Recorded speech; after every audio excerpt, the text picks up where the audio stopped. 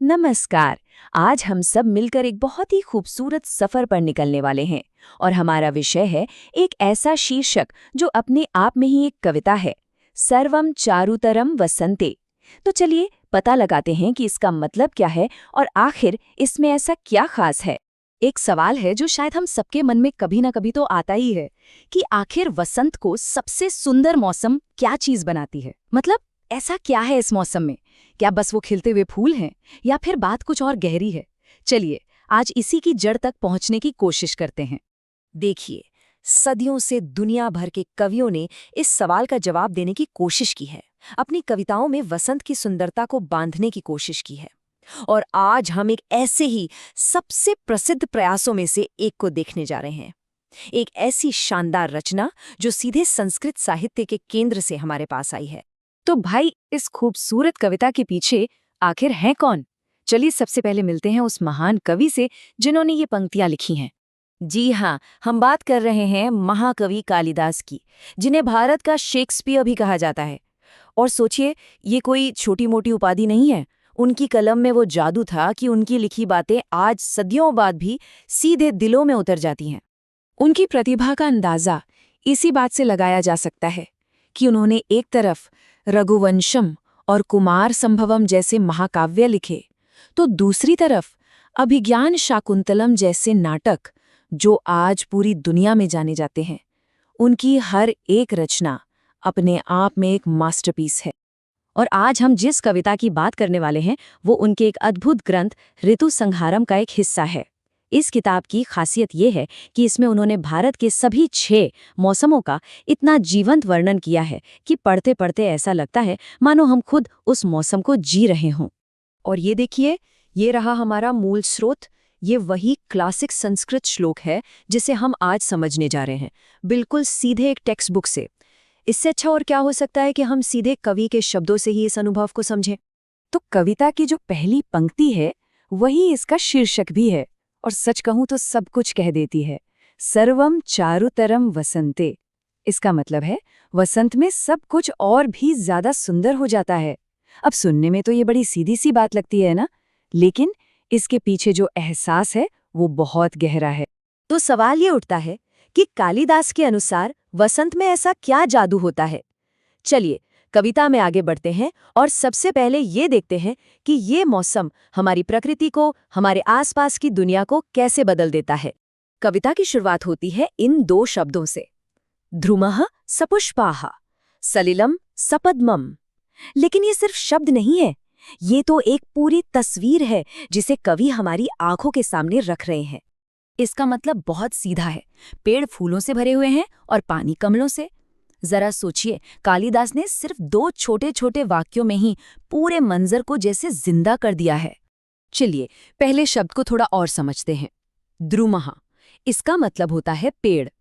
लेकिन यहाँ कवि का मतलब सिर्फ किसी भी पेड़ से नहीं है।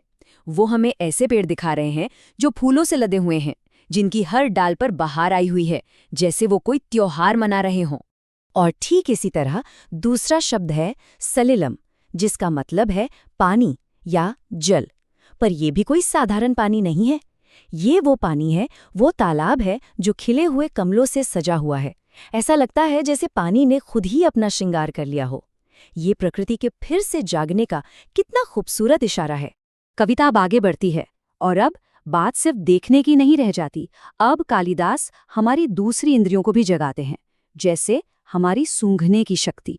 पवनः सुगंधी, यानी हवा सुगंध से भरी है, उसमें फूलों की मीठी महक है। और फिर कवि एक सवाल पूछते हैं, किम किम न मनोजम लोके, यानी इस दुनिया में भला ऐसा क्या है जो इस समय प्यारा नहीं है।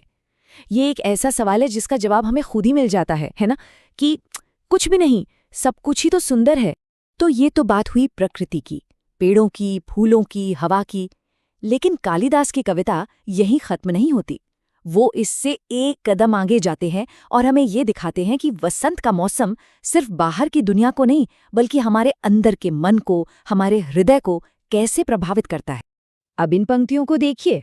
यहाँ कवि का ध्यान प्रकृति से हटकर इंसानों पर आ जाता है। वो बता रहे हैं कि वसंत का असर लोगों पर, खासकर स्त्रियों पर कैसा होता है। इसका अनुवाद है कि वसंत के आने से स्त्रियों का सौंदर्य और भी निखर जाता है और भी बढ़ जाता है। देखिए कितनी खूबसूरती से कालिदास ने प्रकृति के खिलने को इंसान की सुंदरता से जोड़ दिया है। दोनों एक ही धागे में बंधे हैं। यहाँ पर ये जो शब्द है प्रमदाजना नाम, ये बहुत जरूरी है। इसका मतलब है स्त्रियों का। कालिदास ये कहना चाह रहे हैं कि जैसे वसंत में प्रकृति खिल उठती है, ठीक उसी तरह इंसान का सौंदर्य और प्रेम की भावनाएं भी खिल उठती हैं। दोनों एक साथ अपने चरम पर होते हैं। और अब आते हैं कविता की शायद सबसे शक्तिशाली पंक्तियों पर, जो वसंत के भावनात्मक असर को बहुत ही गहराई से दिखाती हैं। ये पंक्तियां हैं कोयल के गीत के बारे में, जो वसंत की एक पहचान है। कालिदास कहते हैं कि कोयल की कूक युवाओं के मन को भेद देती है। मतलब उसकी आवाज़ इतनी मीठी और इतनी असरदार होती है कि वो सीधे युवाओं के दिलों पर असर करती है और उनके मन में प्रेम की भावना जगा देती है, भले ही उन्होंने अपने मन को कितना भी शांत क्यों न रखा हो।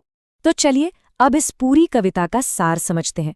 आखिर ये सिर्फ एक मौसम पर लिखी गई सुंदर कविता ही क्यों नहीं है, बल्कि एक ऐसी रचना क्यों है जो आज सदियों बाद भी इतनी प्रासंगिक है, इतनी पसंद की जाती है।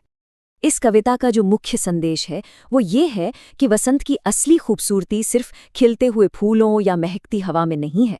असली जादू तो इस बात में है कि कैसे प्रकृति का नया जीवन और इंसान के मन की भावनाएं दोनों एक साथ जाग उठती हैं। ये दोनों अलग अलग नहीं, बल्कि एक दूसरे से गहराई से जुड़े हुए हैं। और यहीं पर यह कविता हमें एक बहुत ही गहरे सवाल के साथ छोड़ जाती है कि हमारे आसपास की दुनिया की जो सुंदरता है और हमारे अंदर जो सुंदरता हम महसूस करते हैं, क्या ये दोनों वाकई एक ही सिक्के के दो पहलू हैं? इस पर सोचने के लिए एक बहुत ही खूबसूरत विचार है।